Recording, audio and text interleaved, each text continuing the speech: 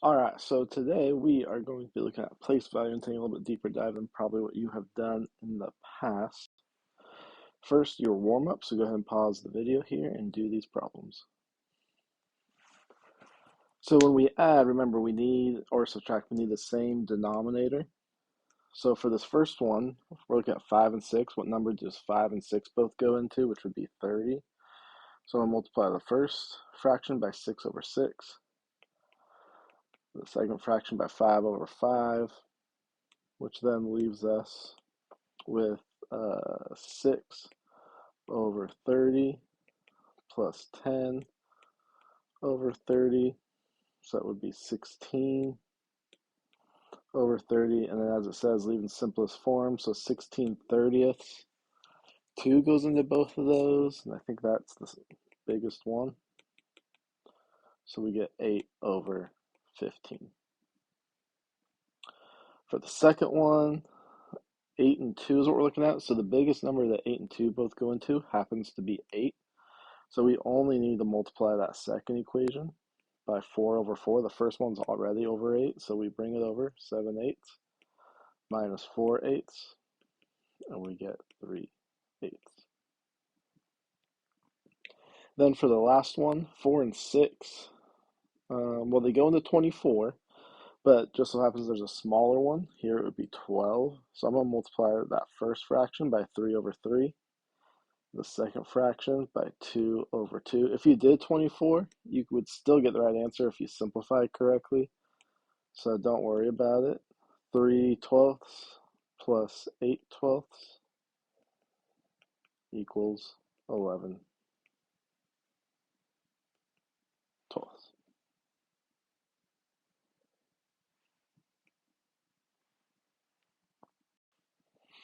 All right, you can pause it again and do these problems.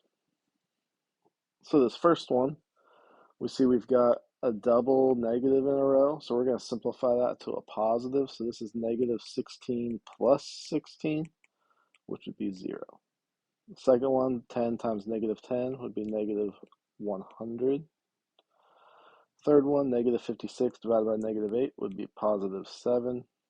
And then the last one, we've got a double negative here, or a positive and a negative, so that'd be 48 minus 24, which would be 24. So place value, there's a lot on this slide, just take a minute. Is every digit in a number has a title we use to describe it. So if we had 1,346, each of those numbers had a title with it. The 1 was 1,000, the 3 was 300, 40 and 6, 1,346. So this is just a chart to kind of explain it. There's words here, of probably what you're used to. Then we can show it as powers of 10, or by tens. So thousands means 1,000, hundreds, 100, so on and so forth. And then we've got this third one that was probably new to you, is powers of 10. So 10 cubed is the same as 1,000. 10 to the 0 is the same as 1. If we want to write a decimal like 0.01, 1/100th, we would write that as 1 over 10 squared. So this would be a chart to have written down in your notes, because we're going to be using that for our examples and our problems on the homework this lesson. So to get a good understanding of place value, we're going to rewrite each number as an addition problem with powers of 10. You don't need to write this down. So here's example 1. So what we will do here is we've got a place value for each one of these. This here is the 1. If you look at that chart you wrote down, we would write that as 1 times 10 to the 0 power. That puts it right here in this first spot. Then we've got a 0, so we can skip those, and then this would be 1/1000th. So we're going to do plus 1 times 1 over 10 to the third. So this number here, 1 and 1/1000th, can be rewritten in expanded form like this. Since there's zeros, we could put 0 times 1 over 10 to the first for this 0 here, but 0 times 1 times 10 to the over 10 to the first would just be 0, and we don't need to put that because when you add 0 to something, it just stays the same. So we could write those out, but we don't need them. So we only need to put where there's a number that's not 1 in our answer. Here's got a few more. So the 4 is in the ones, tens, hundreds. So it's going to be 4 times 10 squared, puts the 4 in this first spot here. The 0 we can skip, so then we're going to the 5, so we're going to do plus 5, and that's in the 1 spot, so that's 10 to the 0 power. Then we've got a 1, plus 1 times 1 over 10, or 1 over 10 to the 1, either way works. We skip the 0, and then the 6 is in the thousand, so that would be plus 6 times 10, or 1 over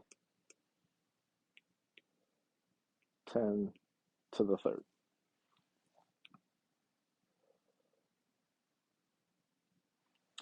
Now, when you do fractions and exponents on Go Formative, there's a couple of keyboard keys you can click. For a fraction,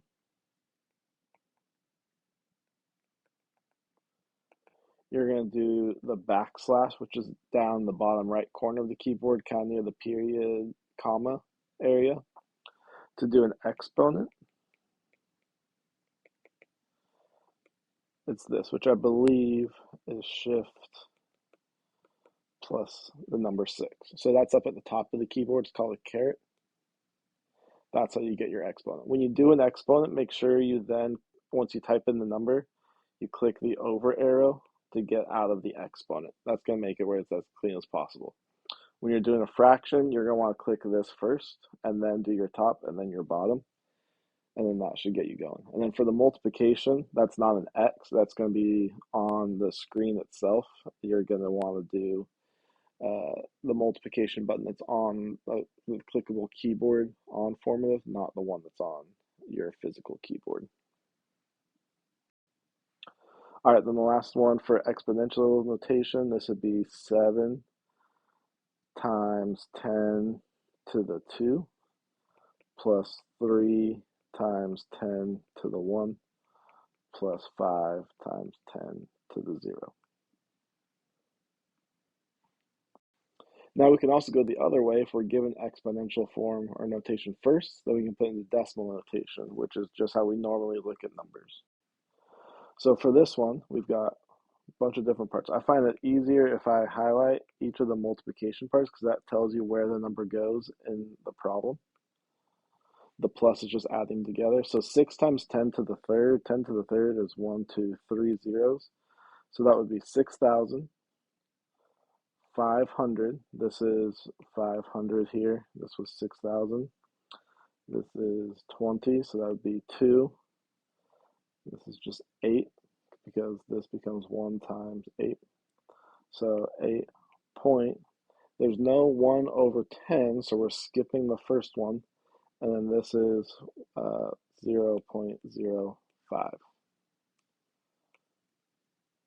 Because 10 squared puts it 2 decimals to the left. So we get 0.05.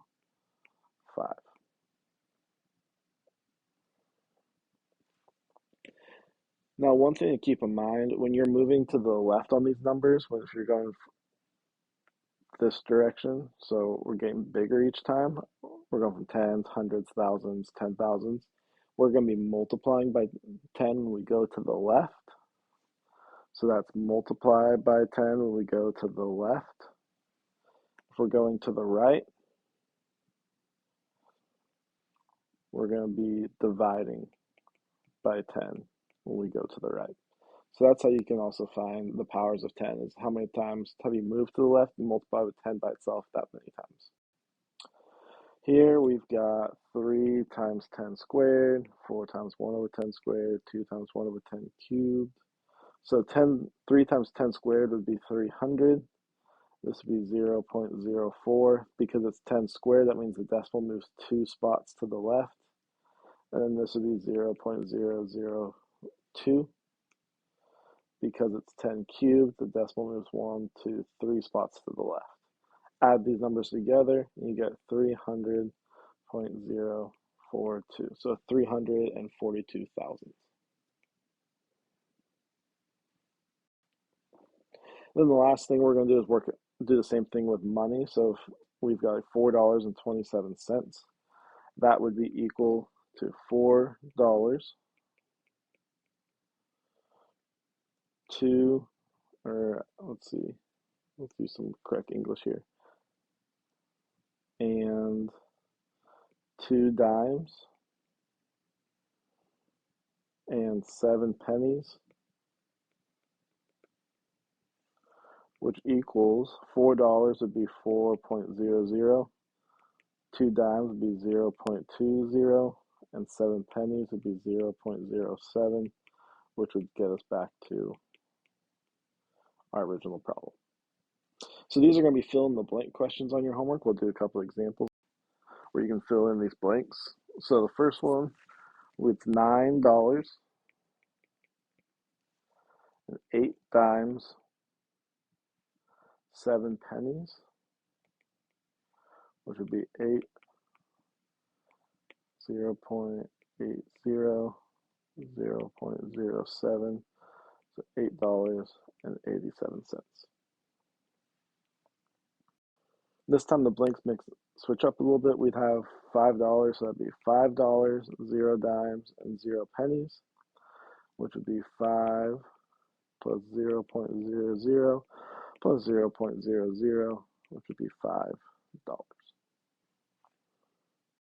So for lesson 6, you can do these 3 assignments for your 1+2 assignments, and then once you feel ready, go ahead and do the chapter 6 lesson test. Remember, once you complete it and submit it, if you don't get above an 80%, then that means go back, probably do 6B, maybe do 6C, get some more practice. Then you can message me, have me clear your answers, and try again, because we want to make sure you're hitting that 80% mark for each of these lesson tests. Don't forget to, if you have questions or need help, you can always email me or ask informative, and I'm happy to help out.